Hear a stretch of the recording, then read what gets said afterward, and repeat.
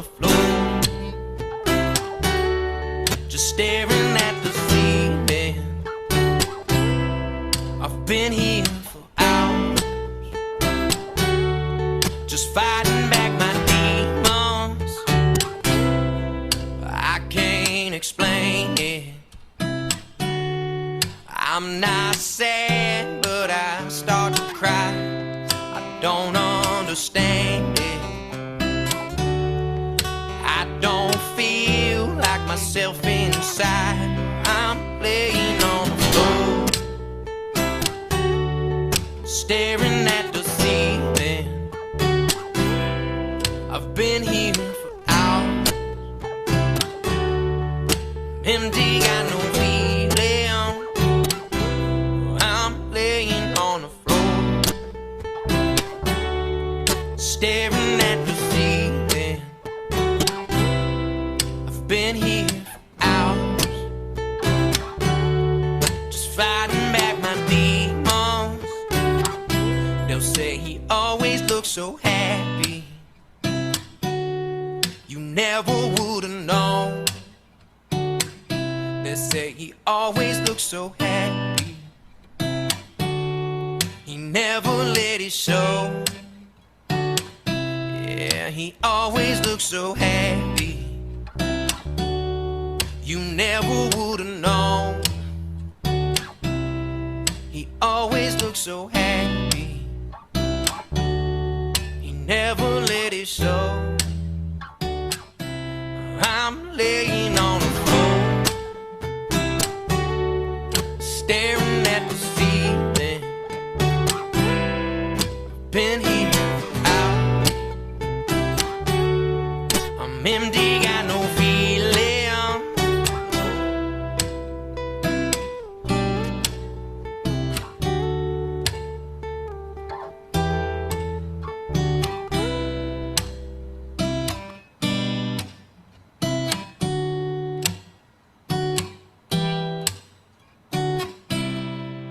Drugs ain't helping, they're just killing me faster now. These drugs ain't helping, they're just letting more demons out. I'm laying on the floor, staring at the ceiling. I've been here out, I'm empty, got no feeling. I'm laying on the floor, staring at the ceiling. I've been here for hours, just fighting back my demons. They'll say he always looks so happy. Never let it show. Say he always looks so happy. You never would've known.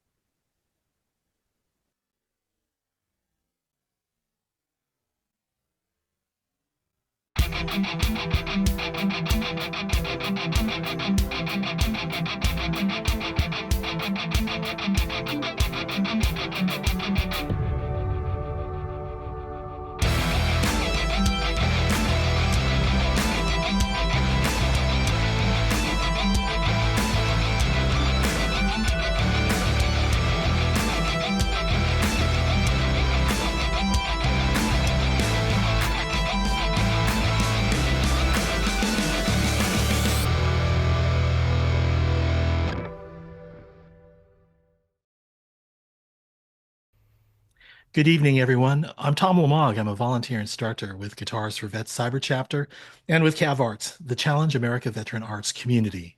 Welcome to Song Sung True, a veteran's view where tonight we feature the original songs and stories of Schaefer Mueller. Schaefer, I want to bring you up right now. And I want to at least up front first say how wonderful it is to see you again after a month. Yeah, thank you. Thank you for having me back I again. now I know that we had originally planned to have a conversation back in February. It was actually February 12th, but circumstances beyond our control, me pushing the record button, it just didn't come through. And thank you for being so gracious to come back and Of share course, some yeah. more of the stories and your original music. Hope you've been well in the month I haven't seen. I remember, um, you know, meeting you. First of all, I just want to go back and reminisce about the first time that I actually got to meet you, and that was at Stock Ashland in Nebraska. And I wandered into a circle with a few people that I knew, and I saw that you were there, and you introduced yourself, and I thought I've heard of you in the circle of musicians, and you have some pretty influential friends from what I remember over at Hero Stock. Well, that's good. I don't know if I've got many friends, but no, Hero Stock was awesome, and it was a great time, and it was really nice meeting you, getting to sit down and jam in the morning, That and was fun. the whole weekend was awesome. Yeah. It was really wonderful coming together, and I know since then, trying to get you on to the program itself has been, you know, well, I can't do that date, but I can do this date. And then I would come back and say, I got to change this date or something has come up as I, occasionally can do. But we finally landed it on February 12th, only to find out that entire interview. It was wonderful to talk through so many things. But no, if you didn't attend, then oh well. Well, that's why you're here, I guess. Then this is, So if you didn't attend, that's the first time this is ever happening. And then if you did, my memory is so bad I don't remember it anyway. So there's a reason why I'm not in radio anymore. So it's like, yeah, let the sound engineers take care of all of that. But anyway, it's great to see you. Let me introduce you by reading part of the information that you shared on your bio. It says here that Schaefer is a native of Virginia and spent his life there until he left for the Army. It also says that you're a combat veteran who served with the 4th Brigade Combat Team, Airborne, the 25th Infantry Division, and that you specialized in explosives, mountaineering, and airborne operations. You also deployed as an attachment to an ODA team in Afghanistan. Maybe you can talk a little bit about that just to kind of give us, a better introduction than what I'm giving right now. You obviously were in the Army, but what exactly were you doing? I joined the Army as a combat engineer, which was there's two kind of legs to that. You have the mechanized side and the light side. So one side of combat engineers goes and looks for IEDs and in trucks and armored vehicles and just kind of drive around all day. That's how I see them because I was Yeah. in the light unit. So we were tasked with either doing just walking on foot looking for IEDs, but mostly it was breaching. So my unit, I was airborne, so we would just for training we'd jump in all the time and just do live fires and a lot of breaching charges. The breaching charges you would use on raids and whatnot, and then deployment. Obviously, we haven't had a combat jump in some time, so we didn't do any airborne operations in combat. But we ended up deploying as a fourth platoon for Blackfoot 501st Infantry, and we got attached to an ODA team, two different ODA teams, and kind of bounced around some OPs, just doing infantry tasks. So back to being just an infantryman, but it was fun. We got to build some charges over there, so we got to do a job a little bit and had a lot of fun. It was awesome. We were outside the wire the whole time, just going to the bathroom in bags, burning it, and smelling the fresh air, if you want to call it that. Perhaps we should dig a little deeper into that later. Yeah. Hey, I want to go back to your song, to the video itself. When I first saw that, it immediately caught my attention. It's like, wow, this is not only is the music itself, the story, and how the video just brought the vivid images that I had of the words to life. But yeah, I was really blown away by that video itself. Can you talk a little bit about, what it took to get you to write that song, first of all, and then maybe we can talk a little bit about the video that was shot after that. How did the song come about? Yeah, definitely. Thank you, by the way, for saying that. Yeah, actually, I think I told you last time that was the first time I saw that video since making it. I think was February 12th when we had this the first time. I completely blocked it out of my head and hadn't Wait, seen it until then. So it was were kind of you? cool seeing it again. Oh, yeah. I was just curious. It's like, all right, I don't know how long ago that was that you Yeah, had recorded that, but it was for me it was a fresh perspective, yeah. and it was an accurate one It's probably as been well. 4 years, maybe five. I can't remember exactly when I recorded it. I'm gonna say it was 2020, maybe 2021. But yeah, I know it's kind of like look back at it and it's kind of embarrassing because it's like I could do so much better. And I re-recorded the song since then a couple years ago with the actual sound engineers that knew what they were doing, not me in my bedroom playing every instrument and not to a click track. So I'm sitting here critiquing it, especially this time listening back to it. I'm like, this is horrible. But it's cool to see where that was just like the raw recording of it, just sitting in a attic bedroom. And then being in an epidemiology class, I had to do a report on some kind of epidemic. And so I chose veteran suicide as the epidemic. And I had that song sitting there and I was like, this gives me a reason to make a video because I've just been putting it off. And I had a video in my head when I wrote this song that I wanted to kind of put to it because I could picture exactly what was happening as I was writing the song, and as I sing it every time, I'm picturing pretty much what's in the video. So it gave me an excuse to make one. So we went and made it for that class, and then threw it out on YouTube and never looked back at it again. But I appreciate you bringing it up. It gets seen every now and then, you know. Um, Well, but as far as I'm just thinking that the video itself, I mean, to me, it rivals some of the videos that I've seen for some of the people who have been signed. well, I mean, thank the you. message is, I mean, to me, it's the message of the song itself and the images that are matched up with the lyrics. It had me just, my mind was wandering, Yeah, just imagining, what the story is about. And a good song, in my mind, it takes you out of your own mindset and puts you in some other realm. And that video did that for me. So yeah. And do you have any interest in ever playing it that way again? Maybe in a performance situation. I mean, you have a band, right? yes, yeah. So Um, Yeah, when I play it live, every gig, it is played just like that. yeah. It's just with better people on other instruments than me playing the bass and trying to do everything. But as far as acoustically and sonically, this song sounds exactly like that when I play it live, and not like the recorded version. The recorded version's a little bit more poppy and more Coldplay, I guess I've heard before, but it's just got a different vibe to it. This way I feel like it's sadder. I feel like it puts the lyrics more forward. And it's the only way I know how to play it because it's the way I did it. I seem to remember at Hero Stock that someone, or maybe a group of people, shouted out that is did I get that right? Yeah, people, especially at events like that, people that know me, they know that song, which is cool because I never used to play it at a gig.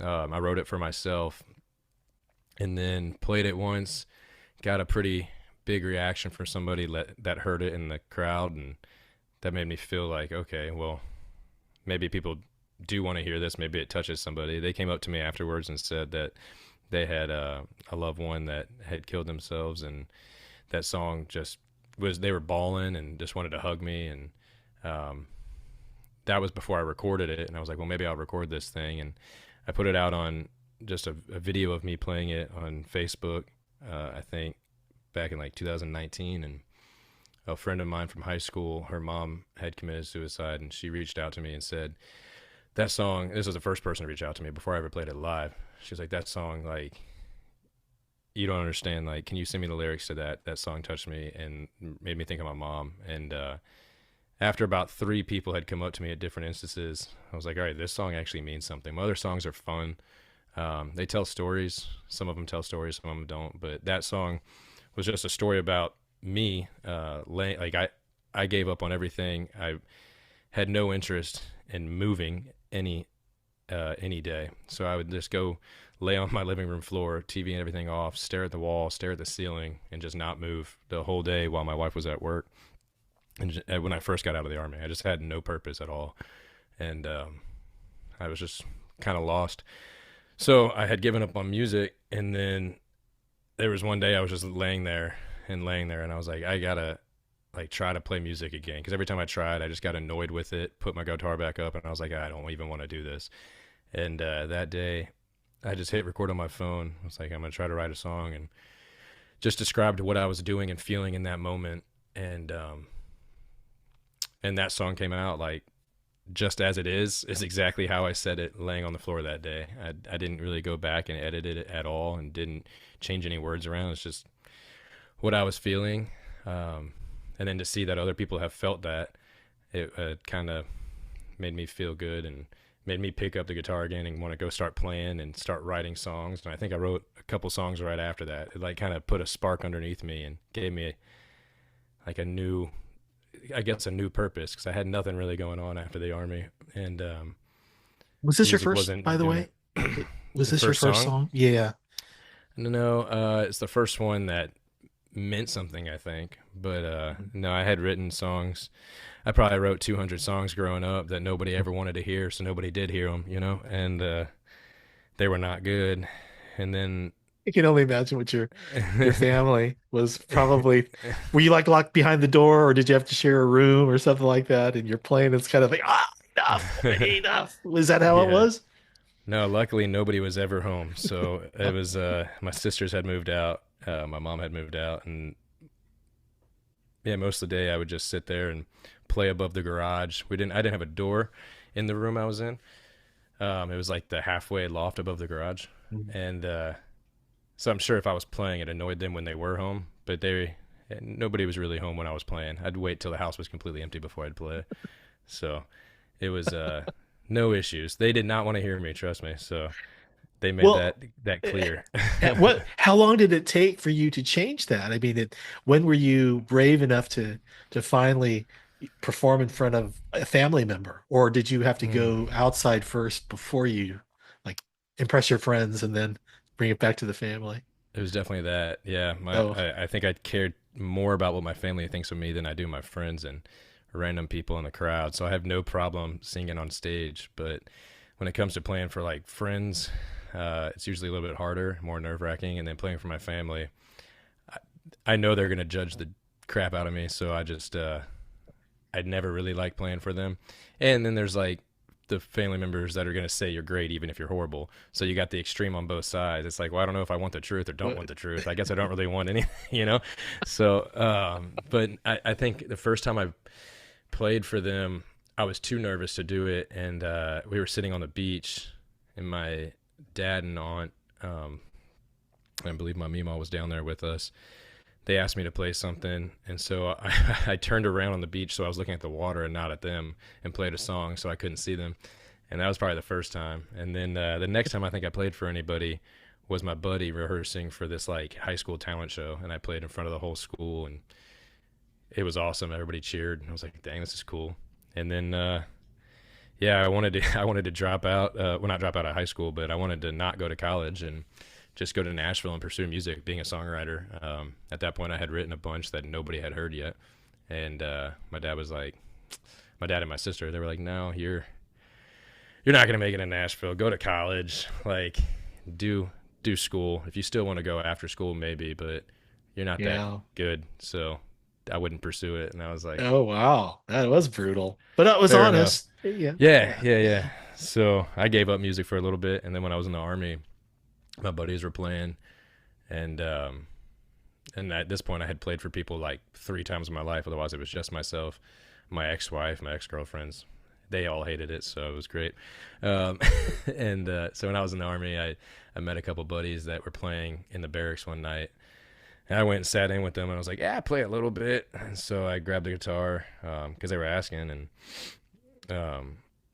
I played along. I think it was Check Yes or No was the song, and so we were playing that, and they were all singing it. So I came out and sang a little bit, and they were like, hey, you're pretty good, man. You sure you don't play? I was like, nah, I really don't. And then I had a Okay. song that I had written, so I played that for them, and I played a couple other songs like Old Red or something. They Mhm. were like, dude, you need to go to open mic night. Um, you need to go play some. Oh, okay. I want you to stop right there Yeah. because I think it's that time to insert a song here. Mm. Um, would you like to put forth a song for our audience this evening and maybe a little story behind the song? Yes, I guess so. So I vaguely remember the songs I played last time, Hmm. and I think I told you last time I have a lot of originals at this point in my life, and so I was gonna play a song based off wherever we were in the conversation. Um, so last time I think we were All talking right. about missing deployment, and so I played "I Missed the War" first. Right now we're talking about me kind of giving up on music and then bringing it back. So when I was in college, my buddies did not like country music, so I was trying to write a song that was not country but country enough, and kind of like a vibe like Dirt Road Anthem because they loved when I played that. And I had ended up dropping out of college. I was living in my car for a little bit, saved up enough money to buy a Taylor 214 Deluxe guitar instead of a place to live. And then that was about the time I joined the army. I think I left living in my car, went back home, went to a recruiter and joined the army and left. So this song was about that moment in my life, and yeah, it's called "Stubborn." My dad always said I was kind of a stubborn asshole, so he All still says right. that actually. So All this right, is Schaefer, called let's hear it. yeah. Take the capo off.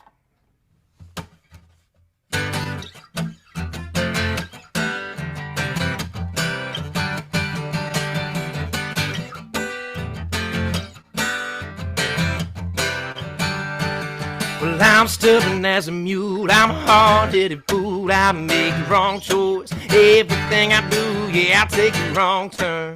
Every time I hit a fork in the road to my life, well, I'm usually wrong, but I swear that I'm right. Drink will be the only thing. I said a drink will be the only thing. You hear me sleep tonight. Hear me sleep tonight.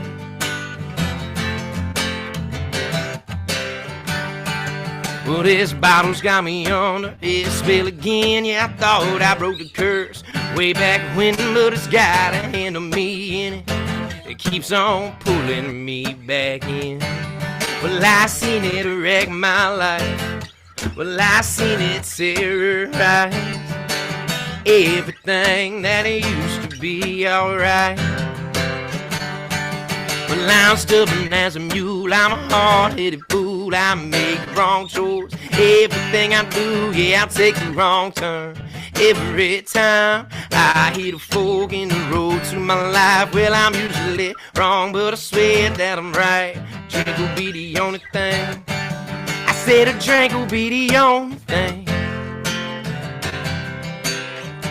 Hear me sleep tonight. Hear me sleep tonight.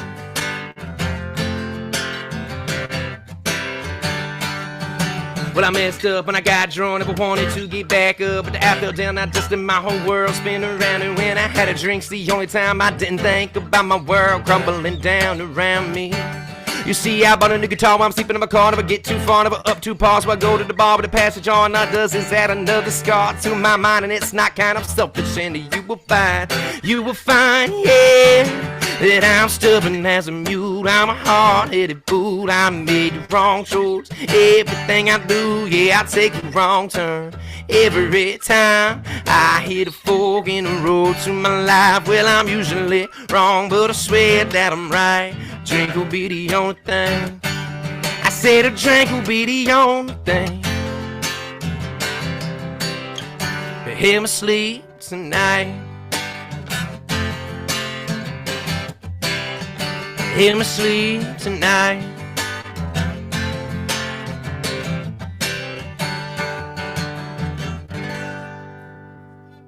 All right, Schaefer. So, two questions come to mind for that one.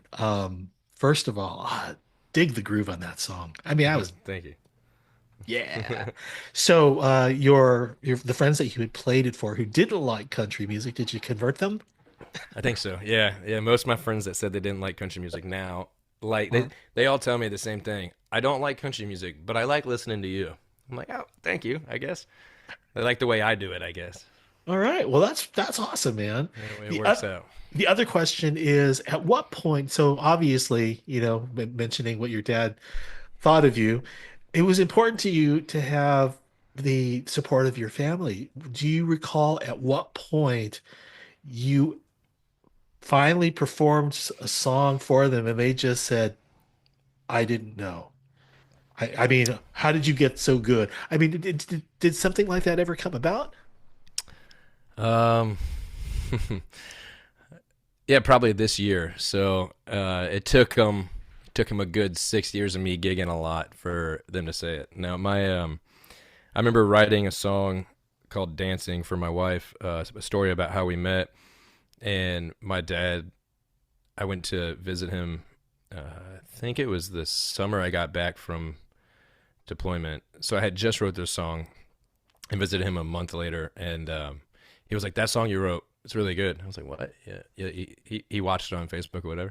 He was like, "That's a really good song. Like, that's a very well written song." I was like, "Shit, all right, sweet, like hell yeah." And then and he tells his neighbors and stuff about me playing. So like, he never like sat me down and was like, "You're awesome, you got it." But he slowly started like telling people about my music over the past couple years, and I know when he travels, he pulls up my music whenever he's sitting at the airport bar and is like, "Hey, this is my son. Check out his music." So he's never directly said this is like wow, but I've seen him definitely become more supportive over the last 5 years for sure.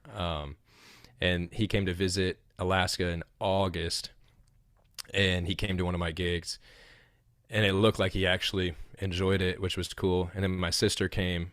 My sister always told me that you can't sing, man. Her and her ex-husband used to tell me I couldn't sing, and they were like, "Yeah, you sound like this when you sing," and all this random stuff. And yeah, she was like the hardest critic I had, and she'll tell you firsthand that that's true. She's like, "Well, I'm being honest with you. You shouldn't get your tires pumped up by too many people. You know, you got to know when you're not that great."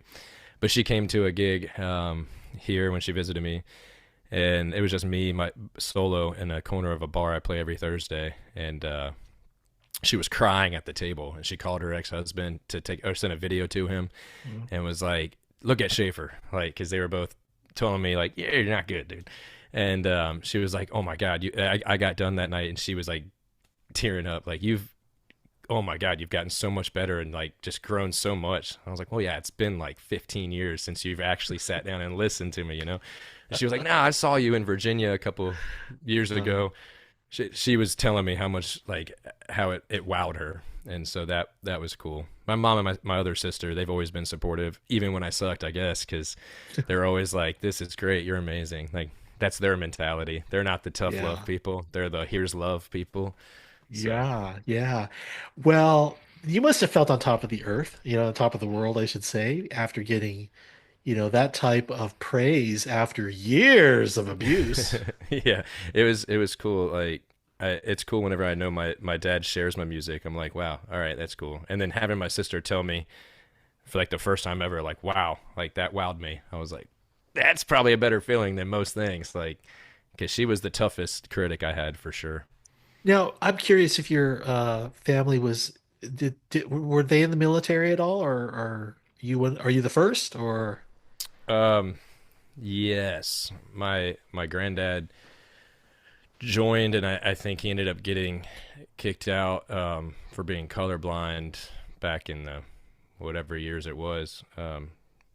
And then uh, my my sister's ex-husband, they were married for like 12 years. He's a Green Beret. So I met him when I was like just starting, actually before high school. They got married before I ever got to high school. So he was kind of always around pushing me to go in the military, and probably my biggest influence for joining. I looked up to him a lot growing up. Um, so I had him, but other than that, I don't, as far as I know, nobody else in my family served, but I don't know our family history that well. So just my ex brother-in-law. So I'm curious because the tough love that came your way, if that tied into any type of military upbringing, or if I think it's just that a was just Southern thing. My Meemaw was tough on my dad and his brothers and sisters, so I think he definitely has that Meemaw mentality, as we call it in the family now. oh. But he'll be straight with you. She used to be straight as an arrow with you and tell you tell you when you're dumb and tell you she didn't like you and whatnot. It's funny. So Okay. Hey, speaking of the military, can we talk a little bit about your career in the Army? And what what what made you want to enlist? Was there some motivation behind that? um, I was like any kid. I dreamed of the military. Like everybody's running around playing cops and robbers or cowboys and Indians and all these things with guns. Like I just wanted to be in the military. And then meeting, well, I guess growing up, I also watched a bunch of war movies. Like one of my favorite movies was Black Hawk Down when I was in like middle school. And I don't know when that came out actually, but I think I was in middle school. It might have been high school. I don't really know. But anyway, I loved that, and then started watching all these things. And my brother-in-law coming into the family, he was just a badass, and I was like, man, I want like the way people look at him being a special forces dude. Every time we'd go out, and like my sister and my dad would introduce him to people, they're like, oh wow. I was like, man, that's cool. And like I just kept watching these movies. I was like, I want to do that. And I remember it was after 9/11, but I remember sitting in my room in like it's like late elementary school or middle school. It had to be middle, I don't know, something young, and I had pictures of like Osama bin Laden on my wall, and I used to throw throwing knives at it and shoot it with an airsoft gun every day. That was my target practice, and my dad was not happy about the holes in the wall. He still will not let me live that down. But yeah, I just had this whole thing, and then I think we talked about it a little bit with my family, and it was like, all right, I'm just going to go to school. I was good at math. I was like, I'm going to go to school for civil engineering, and then maybe if I want to join, I'll join after that and go the officer route. And I dropped out of civil engineering my senior year. I was like, there ain't no better time than now. Like at that point, I was like fully indoctrinated in the love of America, and so I was like, all right, I want to do this. So I went and was going to talk to some recruiters and talked to the Army one. I said, what leaves the soonest? I want to do infantry. And he was like, you don't want to do infantry. I scored a 96 on my ASVAB, right? This guy was like, you do not want to do infantry. I said, I do. He's like, well, it doesn't leave till, this is September when I'm talking to them. It doesn't leave till January. I was like, well, what else you got? He's like, we got parachute rigger. I texted my brother-in-law. He was like, you don't want to do that, man. Get out of there. I was like, all right. No, I'm not going to do that. And he started naming off some things that had big bonuses. It's like, I was looking up stuff. I either want to do infantry or combat engineer. Combat engineers get to blow shit up all day, and they get to rappel, do mountaineering, rock climbing, like camping in the woods. Like, you're going to pay me to camp in the woods, jump out of planes. Yeah, like blow stuff up and shoot guns. And so I was like, honestly, that sounds pretty cool. And the guy was like, you do not want to do a combat engineer. I said, I do want to be a combat engineer. He was like, I'm telling you, man, it's ASVAB waivers get in there. And I was like, it'll be all right. I want to do this. If I'm going to join, I don't want to do a desk job that I can do on the outside. Because like at that point, I was already joining at 22 or 21. And I guess I was 21. I turned 22 in basic. And so I was already joining kind of later than these 18-year-olds anyway. So all my friends, when I actually finally got in, they were all, I was friends with a bunch of captains that were my age and a bunch of like E6s that were my age. So that got me into some trouble and got them into some trouble. So we had to secretly hang out, which was weird. It's like, I just want to hang out with dudes my age that could drink at the bar, not a bunch of 18-year-olds who can't even get into one. But nonetheless, you sound like a man of adventure in your career. This is no, I like it isn't a desk job for sure. But... Yeah. So I ended up taking it, and it left a week later.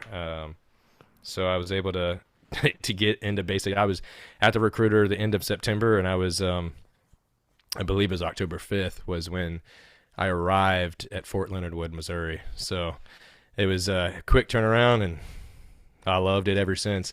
The very first part of it, I was like, man, because the drill sergeants, they're all like, looking back, they're like 25 or something. I don't know. They're young dudes. And so I was looking at them like, man, this dude's my age, but like has so much authority and I have to listen to it. And that took me about 5 seconds before I just fell in line and was like, all right, this is cool. Like everybody else was sucking it up and just like, this is so bad. And I kept telling myself, man, it's just, you're getting paid to work out. Every time we got smoked, I was like, we're getting paid to do push-ups and just get my core right doing a plank. Like, let's go. We're running every morning. We're getting paid to do it. And so there you go. I had the most fun in basic, the most fun doing my explosives training, and in the AIT part of it. It was OSA, so it was all at the same place. But got up to Alaska and thought it was going to suck, and it sucked about 1 week being in negative temperatures out in the woods. And then I saw the Northern Lights, and I was like, people pay like $5,000 to come visit Alaska, and I'm camping in the woods right now, getting paid to do it. Like the best job in the world, I think. Wow. You get to shoot guns and rappel, rock climb, hike. That's awesome. Well, okay. I think this would be a good stopping point for a song, and maybe you've got a song that would fit where we're at in your timeline. Yeah. Yeah, I'd love to hear, one of the 200 plus songs. I would imagine you're over 200 now. What have you got to share? And it doesn't have to be about this particular time in your life, but I think this is I know I played this one last time, but it's good because we didn't record it, so nobody knows I did. But this is a newer one that I wrote, and I think I told you. So I'll say I wrote this after meeting you in Nebraska because all these veterans were singing like veteran stuff, and it's like I've got like no actual veteran songs. I have Happy about my battle with suicidal ideology, right. but nothing really that screams military. So I was like, I want to write an Army song. All and right. So we get to hear it first, or yeah, maybe not. On the topic we were on. I miss it. I had a lot of fun. Even the deployment was super fun. Even the bad parts of it were fun. So I wrote this. It's called I Miss the War. All right, let's hear it.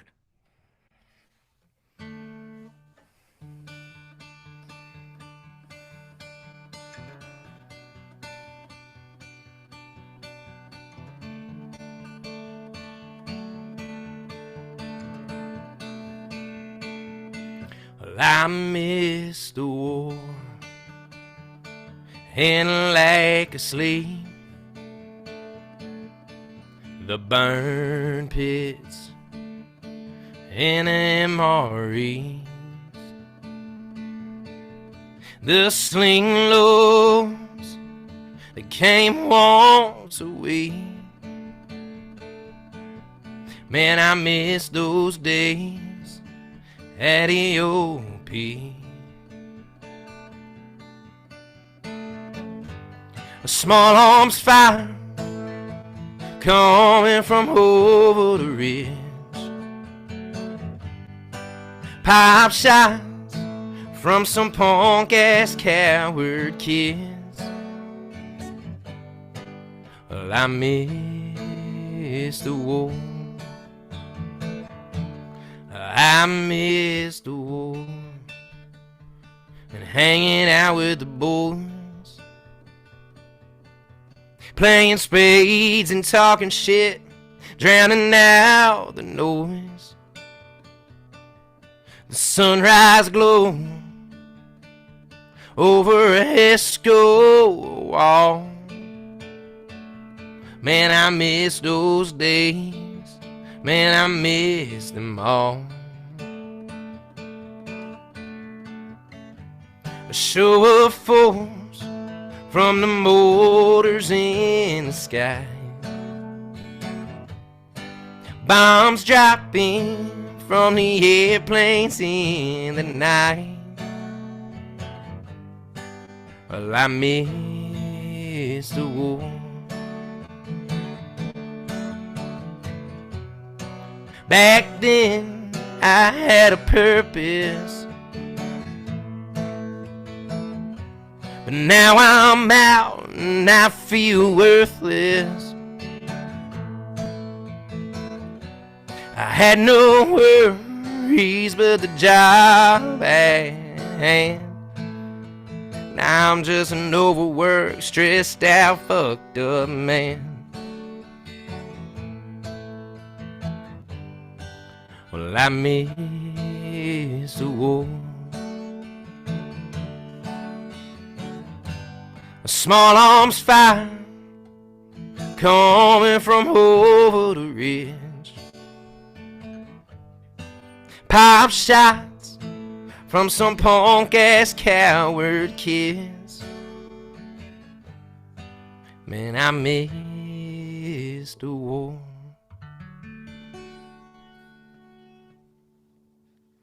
Schaefer Mueller, everyone. Hey, let's talk about songwriting, since this is something that you were just touching on. It's like, I want to write a song. Can you talk through maybe the process, if there is one that you apply when it comes to doing just what you did with this song? I want to write something. What's the first thing that usually comes to mind for you when it comes to writing songs? The story, I think. I'm big on. Now I can freestyle, so don't get me wrong when I say this. I like to play the guitar with a little groove, and I can make up freestyle words, and it just comes out real quick. But it never really is a song I keep. Those songs are the ones I throw away. The songs I keep, and I sit down and I want to write a song. I tell the story first, and so like with that, I just took a piece of paper and I was like, I want to write a song, and I was like, took me like a week until I had a topic. So once I have a topic, I'll write a story about it. But I didn't have a topic I wanted, and I was just sitting in the shower one day, and I was like, man, I was looking at pictures right before that. My buddy had texted me something, and I was like looking at pictures of Afghanistan. I was like, I miss that. And then that was like the last thought, I think, before I worked out, got in the shower, and I was in the shower, and I was like, man, I really miss the war. It's like, okay, let me see what else I got. And I wrote like this whole verse in the shower, and then I sat down, wrote it on paper, and just kind of wrote the story around it. Like, what else do I miss? And then once I can see it on paper, that's kind of how I write all my songs for the most part, is just putting it on paper, words only, and then I'll figure out melodies after, see what works. And they go through a million iterations. The song I sang earlier, Stubborn, I wrote that song strictly to a table beat. I was going, well, I'm stubborn as a mule, I'm a hard-headed fool, I made the wrong choice with everything that I do. And then that's how I wrote that song, just with a table beat. Originally all words, then put the table beat on it. Then I was like, this is going to be a rap song. And then I was like, nah, this is going to be like a nice, slow, jazzy song. And it had a completely different vibe to it, almost as slow as I Miss the War. I was like, I'm stubborn as it. And then eventually I just kept, until I found something that worked with it. I played it different ways each month. And then I finally played it the way I did. And I was like, I'm keeping that. And with this song, I Miss the War, I went through a bunch of different random chords that I was like, this sounds good, but it changes the whole vibe. So it wasn't until I felt the vibe that matched the song, and I was like, all right, there we go. Which is why I don't do the chords first, because I don't know the vibe of the song until the song's finished. I don't know what the story's going to tell. So it's like, if I do it to a guitar first, it's always a fun, funky beat, because that's what I want to. That's what I make up songs over. It's just fun. It's never like the serious songs that the chords and melody always come second, because they have to match what the words are trying to say. That's how I write songs. The words mean more to me than the melody. So now, I'm just curious if you were a creative writer in your youth. Did you do a lot of journaling, or did you do a lot of writing before you tackled songwriting? I did not. I'll tell you, I was not a reader, so I never really did good in English class because I hated reading. But the writing classes I did pretty well in growing up, and I enjoyed them. Like if we got sent home and had to make a short story, I can BS with the best of them, so I can make up anything at any time. Very imaginative. So I was constantly making up stuff, and I didn't write them for my in my free time for fun or anything. I didn't have a journal of short stories. I wish I did, because they'd probably be worth something. Because looking back, they were pretty good for what I was doing. Like I remember some random things, but when I would take them to class, when we had a class, it was like, you got to write a short story on this, or like an essay or whatever. I can sit down and write a 5-page essay takes me no time, and I can write a short story like if I have to create stuff, and then with my research, if I have to write an abstract, like writing's not hard. There's words out there. All you gotta do is put them in a sentence, and make them make sense. So I guess I was kind of good at it. I just never did it in my free time, only for school. I bet you're popular. Everyone, you've got 1 week to write an essay. How many people came to you? I remember that in school. No, I procrastinate like crazy. So I know my abilities. So when it came to like any school homework or anything, big projects that they gave us like 4 months to do, like I think we had to write a huge story. It was like 10 pages or something. And we had all semester to do it in high school. And I waited till the day before, and I just stayed up all night and wrote it, got an A. I was like, there we go. Like, I know my ability when it comes to if it's writing. Most things I can do the day before, because I'm either going to do it all in the first day and then have 4 months of it sitting there and me questioning if it's good or not, or I just wait till the last day. I don't take more than a day for any project, like at all. If it's in my head, I want to get it done. I won't go to sleep until it's done. I won't do anything until it's done. So same thing. We built a porch on my house, and I was like, I think I'm going to build a porch today. Didn't draw any plans, went and bought wood, started building it, and didn't go to bed till it was done. And I was like, there we go. So, wow, very, very impressive. I don't stop once I have a goal. The goal gets finished. But let's talk about the guitar now. I mean, we've seen you play. We're hearing some beautiful stuff coming out of. First of all, what are you playing tonight? What guitar can are you playing? Hear it? We can definitely hear it. Gibson SJ200. It's got a little mustache. Yeah, I got it just for the mustache. Thought it was cool. No, I was kidding. I remember jamming with you on that guitar. Yeah. I remember. Yeah, it's a beautiful guitar, and it is coming through just fine. Oh, thank you. How long have you had that? I went with Operation Encore to play the listening room in Nashville what was it? We moved in 2023, so I would say it was spring of 2023. Okay. We went to Nashville, and I went into the Gibson factory, and I just started playing guitars, and the guy handed me this one, not this one specifically, but this model. Right. And I played it, and I was like, I need this. And I kept talking myself out of it. My sister and her boyfriend were there with us, visiting, and Kat was like, you don't need another guitar. I have 17 guitars and like 10 other instruments around the house, so a lot of instruments. And her boyfriend was my sister's boyfriend was like, I don't know what to tell you other than you need to buy that guitar right now. I was like, I don't know, my wife says no. He's like, I've never heard something more beautiful in your hands than that guitar. I was like, wow. I don't even know you that well, dude, but all right. So I believe you. The one I was playing was like 10 grand. It had fallen at the factory. Yeah, had a nick in it, so they gave it for $7,800. And I was like, there's no way. And I was like, if you give me the money, I'll buy it to him. And he was like, maybe. And I was like, I can't afford it. So I went home, and a week later got on Sweetwater and found the studio version, not the Western version. Uh-huh. And it was only $4,800 or $5,000. And so they had the credit card with Sweetwater, and I was like, might as well get that and pay on it monthly. And so I've had it for, I guess, 2 years now. Man, it might not even be that. I'd say, yeah, two and a half years maybe. Makes sense. I don't actually know exactly when I got it. I know my credit report when we just bought a house says I haven't paid for it yet, and I did pay it off. So it says I've missed payments for the last 3 years. So I guess I've had it for 3 years now that I think about it. But I'm reading the comments right now. Yeah. I think someone that you know has said, yep, don't listen to the wife by Catherine. Oh, there's the chat. Let me see this. There's the chat. Yeah. And we also we're starting to get other comments in as well too. Joel Grant. At two. Yeah. The battle at two. Yeah. There you go. It's a cool island. Yeah.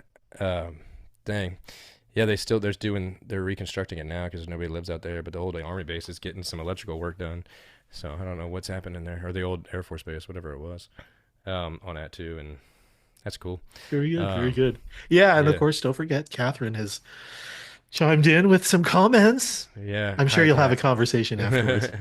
Yeah. Well, she loves this guitar too, but she did Oh, buy me yeah. the next best guitar I have, which is That's a beautiful. McPherson. So I Oh, the have McPherson. it's the carbon fiber Yeah. McPherson. She asked me what my dream guitar is when I was on deployment, and I was like, a McPherson. She was like, these things are like 10 grand. Lightweight, I was lightweight and like, durable, and yeah. And so I didn't tell her what McPherson, but I came home and she had got me the carbon fiber McPherson touring one, oh, and it's still like $2,500 for a small touring guitar, but it sounds like a yeah. full body guitar. It's all I played until I got this Gibson. It was what I played at every live show. So you're playing the Gibson full time now? Is that your Yeah. gigging guitar? Yeah, I think she doesn't want me to anymore because she mentioned that I had a bunch of scratches and cracks on it because I've been playing the crap out of it. But it just gives it Breaking it character. in. Yeah, it's Yeah, like it all gets the you closer paint's to the missing new and- one, to Yeah. the upgrade. There's only a couple more I need to buy, so I think Just that's a good a idea. couple? Wait, did Yeah. you say you had like 17 already? I Is have that what you said? And we haven't even gotten to your amps behind you yet, but Yeah. okay, let's just 6 strings. I have 17. I counted them the other day. I got rid of 2, like children's guitar. Actually, I could count my. Yeah, I think that's with my daughter's guitar too. So I have 17 full size 6 strings, and then is that like 3 a year that you purchase? Since you I don't. You know, it sounds like a lot now that you say it by year, but I haven't bought a new. I've only bought 3 Oh, guitars in the last 10 years. sorry. So I don't really know where I they don't all want to came get you from. busted or anything like Yeah. that, but I'm there with you. I think I've got like Uh, 20 myself. So Yeah, I might have bought 4 guitars since 2015. So I don't know where the rest came from. Oh, But no, okay. 5. I've bought 5 since 20. well, and I I've know required one, so- some musical instrument companies that do give the instruments to guests who I show need up to- and perform. Is that not I you? need, No. and Okay. I need to find one of those. That's not me. Shannon, I got to get on Shannon Book's level. He's got a bunch of cool Ras guitars and all sorts of things. He's got good in ears. And he's yeah, he brought a Ras guitar with him to Yeah. Hero Stock. And I think he usually just takes it with him wherever he goes now. Yeah, he was Although out let at me the, let me give you an inside track on something. He did not show up to a guitar to Hero Stock the day that Derek Stoner played, and I had my guitar with me. And here you go. Go ahead, use my. So he actually played my Taylor up when he was doing Derek the did. no, it was Shannon. Oh, Shannon took did. it. Shannon Oh, took nice. it, accompany Derek. So Oh yeah. that was a fun day. But I remember you playing that on stage. You were part of the writers round. We jammed, had a Yeah. great time. Just playing in the morning and just having a good time. So it was a beautiful sounding guitar. But Thank you. all right. So enough about guitar. Let's talk about what's happening with recordings. Did I read that you just recorded a new EP, or is there something that's out there recently from you? That's a good question. Trying to recall. What is it? I want to say it was an EP, but I could be wrong. I don't do my own social media, to be honest with you.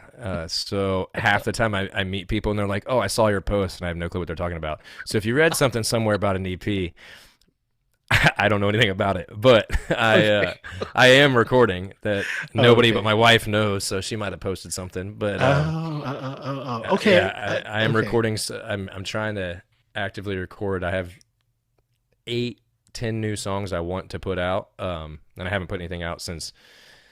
I might have dropped one in 2024, but before that, like the good ones that I put out were all like 2022. So I want to put out these other 8 songs specifically, and then maybe add 2 more that I'm iffy about. But if I can get them with some good music, I'll put them on there. And I can't decide whether I'm going to do it acoustically or full production. I've recorded one song full production back in August or September, and I am so picky that every week I sit down with it and I go to master it. Everything's already done and recorded, and I go back and re-engineer it, re-record the lyrics, and then the next week I'm like, I need to re-record the guitar, and then I've ended up taking every instrument out and putting all new instruments in, and now we're in March, and it probably sounds exactly the same as it did in September, but to my wife, Funny, it sounds exactly the same. funny But how that works. I mean, you're not yeah, the only one I still haven't who's put it out guilty of yet. that. So yeah, Yeah, yeah, yeah. Well, hey, how about a song? How about another song here, and then we'll yeah. approach the end zone here and bring things to a close. What you got? That's a good question. I don't have anything about recording in here. Oh, no, no, no, no, no. Uh, How about just I'll play it here. I'll play you the song that I just recorded and I've been sitting on and mastering for the last 8 months. How about that? This song. maybe you'll like this take if you. Yeah, this is yeah, right. This song is it's called Redneck Friday Night, and this is a lot of my songs tell stories, if you haven't noticed, about a time in my life. Stubborn. I was living in my car, making bad decisions, and then I have a song about my ex-wife and songs about suicides, all these things. Every song tells a story, except for this one. During COVID, all the bars shut down and nobody was allowed to go anywhere. So we were big in the dance community up here, the two-step community. And there's a bar called Last Frontier Bar, who I bought a bunch of speakers from when they went out of business. But that whole community that would go there every Thursday, Friday, wanted to still party. So there was a farm, a lot of land up in north of Anchorage, still in Anchorage, but she let us use her property. So we set up this whole big bonfire, diesel poured all over the place, and a horse there that was kicking people that were trying to pet it, and playing beer pong and all sorts. It was a fun night, and so we That's ended the up way to doing do that. it, right? Yeah, we ended up doing that every Friday throughout COVID. Cops came every time and were like, "You're not supposed to have gatherings, but we don't really care. Just keep it down. The neighbors are mad." And we're like, "All right." So we did it. It was the bar while all the bars were closed, and we did it for all the way until we moved out of Alaska. All right. And so I wrote this song about that night specifically to play there, but now I'm recording it. So it's called Redneck Friday Night. All right, Schaefer Mueller, everyone.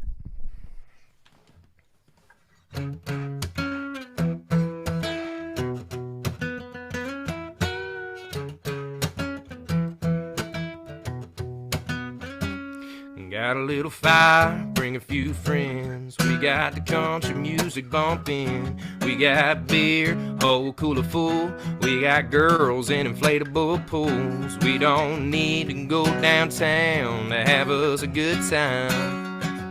We got everything we need and no closing time. So come on, cross the railroad track. You know where the party's at. Come on, that gate ain't last. Just follow that old muddy footpath. Come on, way damn better than some neon lights. It's a down-home, bona fide backwoods barbecue redneck Friday night. Friday night. We got kegs, cornhole and beer pong. Got what you need if you like a little Cheech and Chong playlist loaded down with your favorite song. Getting wilder than a honky tonk, so come on, across the railroad track. You know where the party's at. Come on, that gate ain't last. Just follow that old muddy footpath. Come on, way damn better than some neon lights. It's a down-home, bona fide backwoods barbecue redneck Friday night. Well, come on. Well, come on. Across the railroad track, you know where the party's at. Come on. And that gate ain't last. Just follow that old muddy footpath. Come on. Way damn better than some neon lights. It's a down-home, bona fide backwoods barbecue redneck Friday night. Well, come on.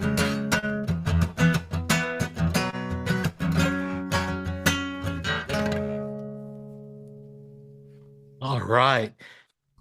I bet you wrote that with your guitar first. That one, Oh my gosh, that just wants you. That makes me want to move. oh, thank you.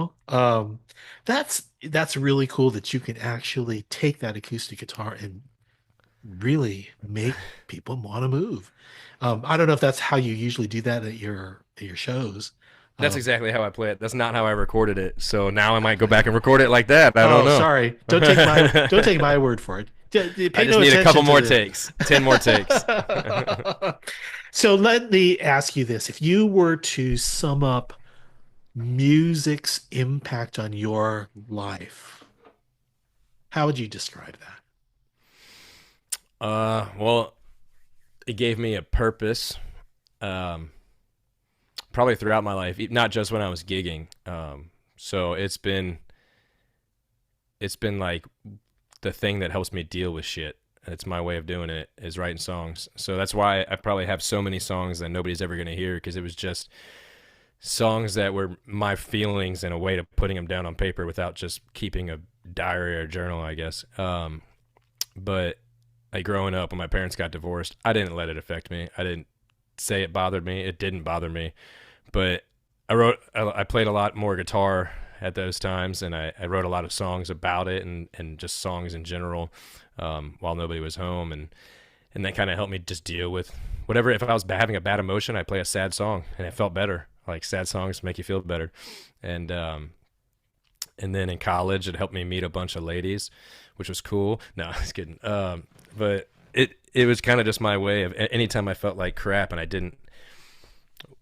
don't know, just had bad feelings, it was kind of my savior, and my little good feeling pill, my little happy pill of the guitar. So they say I'm clinically depressed. I just play guitar. I mean, with so many songs that you have written, that's not to say that every time you wrote a song you were sad. This could be a wide range of emotions. Yeah, this is like for example, that last one, that was just, I thought it was really cool how everybody in the whole dancing community came together to have this party in the middle of a field every night in Alaska. Like the nights are pretty cold, and we still did it. And they had an inflatable hot tub out there, and like everybody was having a good time. I was like, this needs to be a song. And so not every song's about something sad, and even the ones like Stubborn, I don't think of that as a sad song at all. It was more of like my dad and people saying I'm stubborn, I'm a dickhead, and all this stuff. I'm like, yeah, I am. Here's my life. And it was like an 8 Mile when Eminem disses himself. I'm like, yeah, these are all the things I did wrong. Screw it. It's not a sad song. So That's awesome. And, in the way of translating this music, I mean, certainly you can make it just rock acoustically, but you have a band too. Can you tell us a little bit about how you get the band to maybe emote the music the same way you do, or do you go for something completely different? So that is harder nowadays. My old band, this is not a harp on my new band if you guys are listening, or if you look back at this, but my old band was very diverse, and we kind of just happened upon each other. I wasn't sure if I wanted a band. I kind of wanted one, and I met a guy that lived in my neighborhood that played drums. He was a high school teacher. I was like, hey, come over, let's jam a little bit. And then my MC's president at the time was like, I play bass. And I was like, come over. And met this little church kid, and completely ruined his life. But I met this little kid that played at church. He was 18 or 19 when we met him, and he came over to play guitar, and everybody had their own style. And I was like, all right, here's a song I wrote, and let's just see if we can jam on it. That'll tell me if we're all good. And whatever they added to it was the way I imagined it. And I was like, this was amazing. Like, the drummer was a metal guy. The bassist was a metal guy too, but he liked country. And then the guitar player was like just a phenomenal guitar player. I don't really know what kind of music he actually listens to. A lot of Co Wetzel, I guess. But he it kind of meshed exactly how those recordings, like Stubborn and Blocked and that stuff, that's exactly how they would play it. And it just came out identical. So it was great. And they added their own flair to stuff. And that's why some of those songs are a lot more rocky. And before I met them, I recorded One Last Rodeo. It's got a fiddle in it. It's like very country. And I recorded Something to Drink About. It's more country and dancing. So like 3 songs that are completely different than the other 3 I recorded once I had the band. You can tell there's like definitely a rockier influence. And then up here, I've played this song, I had my drummer come in and I was like, just put a beat down that you want. He's like, what do you want? I said, just feel it and do it. And I like the way he did it. And it's got its own feel, but I haven't used the other band members to do originals.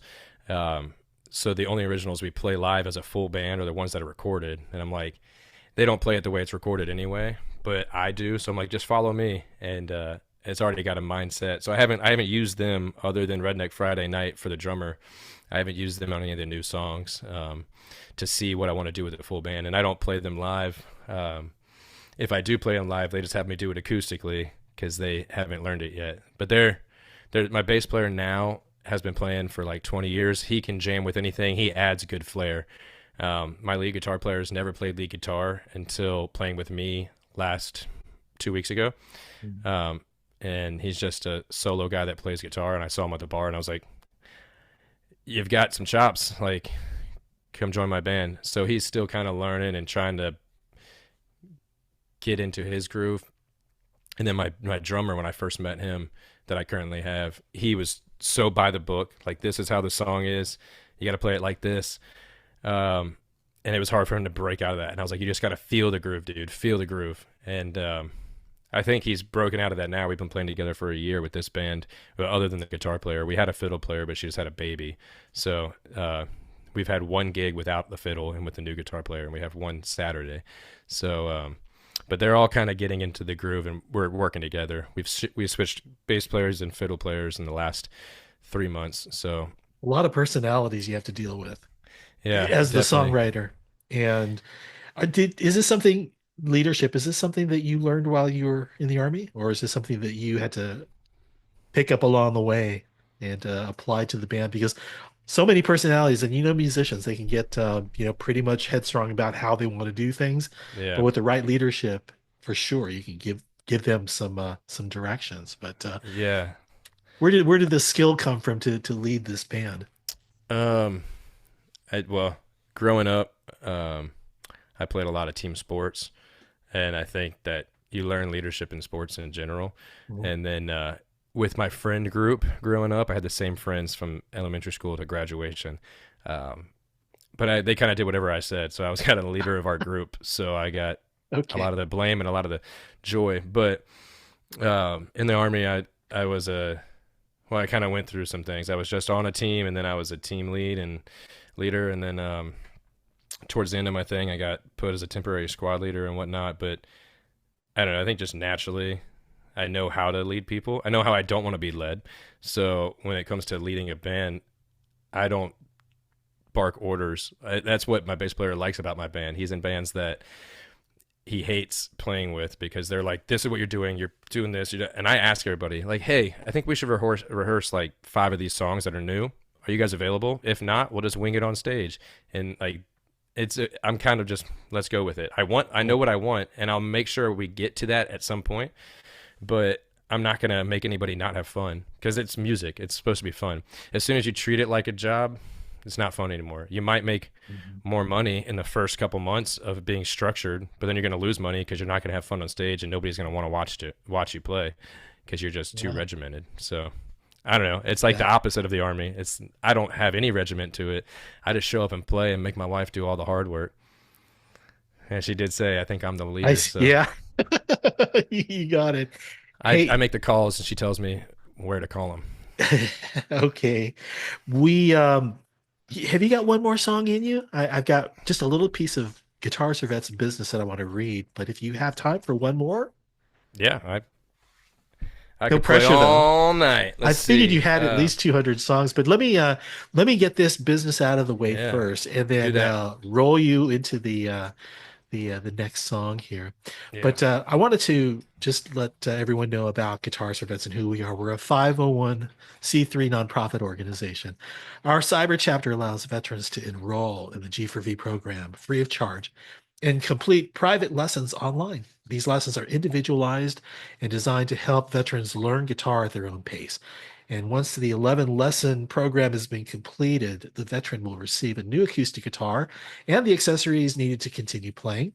You can register for Guitars for Vets Cyber Chapter, which opens on the first day of every month. And it remains open until full capacity has been reached. And if you'd like to get more details about our mission through donations, you can go to guitarsforvets.org. Help us put music in the hands of our heroes. All right. Schaefer, let me bring you back and let's close off the night. I got just a couple more questions for you afterwards to address our aspiring guitar players and songwriters. But what song would you like to play for us? I think his Kat keeps commenting that she's the leader and stuff. This is a song I wrote about how her and I met. It's called Dancing, and how we met at that. I never knew how to dance before meeting her, and then that became our hangout, and that was our spot, the little two-step hall. So this is called Dancing. All right, Schaefer Mueller.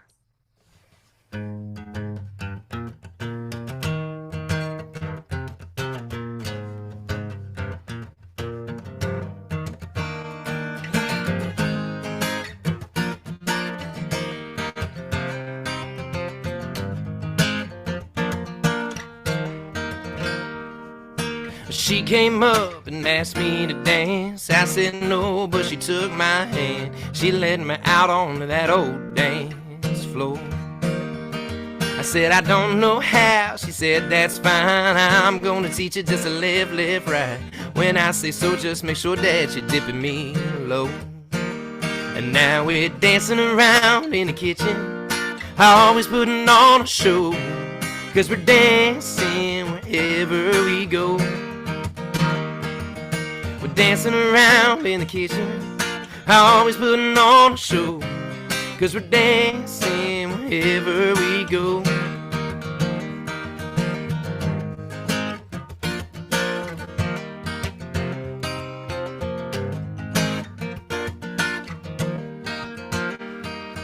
After the dance, I took my chance and said, darling, can I be your man? She said, no, I don't do romance. But 3 months later, on a Saturday night, underneath the glow of a neon light, we ran into each other, then we sat and we talked all night. And now we're dancing around in the kitchen, always putting on a show, 'cause we're dancing wherever we go. We're dancing around in the kitchen, always putting on a show, 'cause we're dancing wherever we go. And I just laugh when I think back to how we started with a no. And I just laugh when I think back how we started with a no. 'Cause now we're dancing around in the kitchen, always putting on a show, 'cause we're dancing wherever we go. We're dancing around in the kitchen, always putting on a show, 'cause we're dancing wherever we go.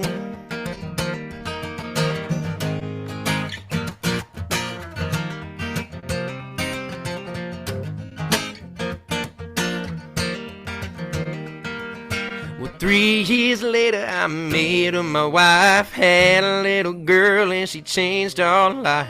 And now she's the one that we're dancing around with. And now we're dancing around in the kitchen, always putting on a show, 'cause we're dancing wherever we go. We're dancing around in the kitchen, always putting on a show, 'cause we're dancing wherever we go.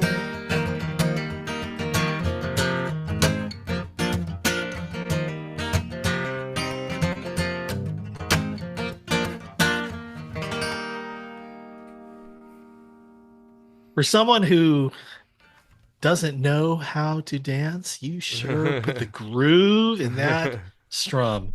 That was fantastic. My granddad played in a funk band, so I feel like I got a good groove. That's one thing. I don't know how to play guitar too well, but I put a lot of groove in it, so you can't tell. All right, if you say so. I don't know. What did Catherine think about that one? I'm waiting for a comment, but That was pretty cool. I liked it. Everything that Thank you you. played tonight has been wonderful, and Thank you. thanks for again for coming back after Of a course. month and doing this again with me, and for our audience as well too. Um, no comment. I love that song, Catherine. That's so awesome. She's biased. It's a Yeah, song about yeah. her. So, last two questions for you. For aspiring guitar players, you have any words of wisdom that you'd like to share with them as they continue their journey? Phew, I'm still an aspiring guitar player, so no, I think just time.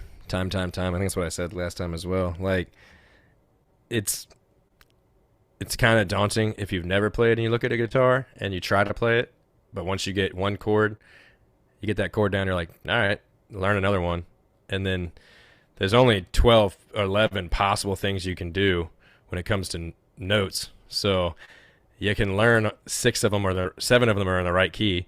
So you learn seven things and just always play in those keys, you're good. But once you get one chord down, it's easy. You just got to keep doing it and keep doing it. And even if you play for like 15 minutes a day or an hour a week, just any repetition, your brain starts to be like, all right, hey, I got this. It's easy. And before you know it, like I don't even know when I learned all the chords. I couldn't pinpoint a time I learned all the chords. There was a time I only knew a D and a G, and then all of a sudden I knew a F bar chord, and then just played everything since then, and I couldn't remember learning any new chords. It's just you come up to a chord, it's like, all right, that's how you play that new chord, and you don't even think twice about it. Your brain just remembers that chord forever now because you know where all the strings are eventually. So it's just doing it enough where you have that mind muscle and mind body connection, and you That's get that memory. Yeah, that's exactly what we share with our students. Keep at it. And same question for aspiring songwriters. Just right. Um, Same thing. But no, I think just for me, I'm biased. I like to tell a story in my songs. I know there's a lot of songs out there that don't tell stories and they're just fun. And like even Redneck Friday Night for me is a song that I would consider not telling a story, but it does tell a story about a time in my life that I was specifically writing about. I like to try to paint a picture. And I think songs come really easily if you can think about the picture you want to paint in that song and then write the song. Like, all right, this is what I want. And you can see the whole picture and then you start writing. But then don't be so stuck on that picture.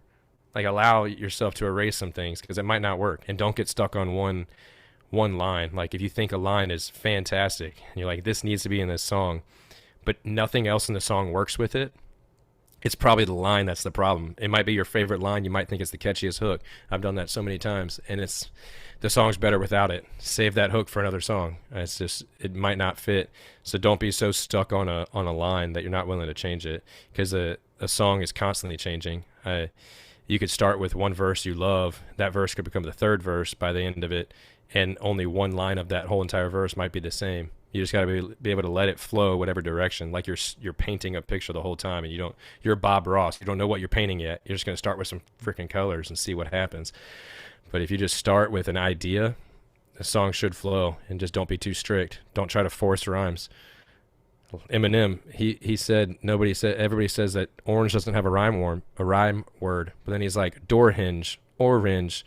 It's like you just gotta think outside the box like that, and I do that a lot. And I do so many off rhymes. They don't even, if you were to read them out loud, they don't rhyme. But you sing it right, they rhyme, and it sounds good. So don't try to force anything. Just let it work. Great advice. I mean, your songs draw imagery in my head.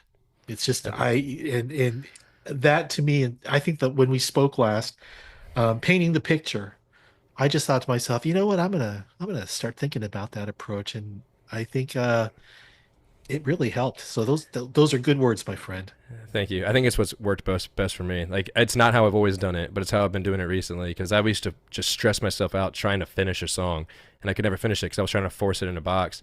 So instead, if I have a whole picture painted in my head already, the song comes easy. And if not, I have half of it. Just see where it ends up, and it usually ends up good. I've been able to write a lot more songs since then, since I switched over that thinking and just trying to paint a picture of a whole story, and just whatever words make that story happen, and it's been easy to write songs since then. Well, continued success with that. And Thank you. let me just say for now, thank you again for spending part of your evening with us and It was fun. Yeah. sharing the stories. And and your music as well too. It's great to have you back after 30 days. Yeah, it's been a while. It's been a while. The first one I think was just like just a warm up. But Yeah. thanks again. Can you tell us where to find your music and your merch and all that? Yes, I've got a website, Schaefer Mueller, because my name's so unique. I don't have to add anything else, so it's just schaefermueller.com. Schaefer Mueller Music on Facebook, and Schaefer Mueller on Facebook. I have two, but Schaefer Mueller on anything you want to search me on, except for Twitter or X or random apps like that. I don't have those, but Instagram, Facebook, YouTube, Spotify, Apple Music. It's all just my name. If you go back and look at this, because I still can't spell it right, so I have to read it every time I spell it. But it's at the bottom there, right below my A. Well, real good. Yeah. Man. So anything Cool. with Schaefer Mueller, you'll find it. And then my schedule's on there. If you visit Alaska, or if you're in Alaska listening to this post recording, Saturday, Odd Man Rush, $15 a ticket. Come on.